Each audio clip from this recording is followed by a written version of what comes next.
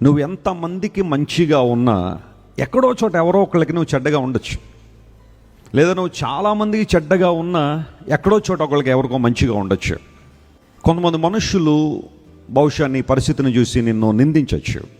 కొన్నిసార్లు నీవు వారికి చేసే మేళ్ళను బట్టి నిన్ను స్తుతించవచ్చు, లేదా నిన్ను పొగడచ్చు, అభినందించవచ్చు. నీ మంచితనాన్ని బట్టి నిన్ను అభినందించేవాళ్ళు, పొగిడేవాళ్ళు కొంతమంది ఉండొచ్చు. అదే నిన్ను కొన్ని సందర్భాల్లో నీ నుండి ఏ ప్రయోజనం లేదన్నప్పుడు, లేదా నీ నుండి ఏ లాభం వారికి లేదన్నప్పుడు, అదే వ్యక్తులు బహుశా నిన్ను కొన్ని రోజుల తర్వాత నిందించవచ్చు, అవమానించవచ్చు. నీ అంత చెడ్డోళ్ళు భూమి మీద లేరనొచ్చు, పరిస్థితులు ఏదన్నా అయ్యి ఉండొచ్చు. కానీ క్రైస్తవ జీవితం ఎలా ఉండాలి అంటే, దేవుని బిడ్డలుగా మనం ఎలా ఉండాలంటే, మనుషులు నిందించారు కదా అని చెప్పి కురింగిపోవడానికి లేదు, లేదా పొగిడేరు కదా అని చెప్పి మునగ చెట్టుకు కూర్చుంటే ఆ రెండు విషయాల్లో కూడా ఇబ్బందులే వస్తాయి.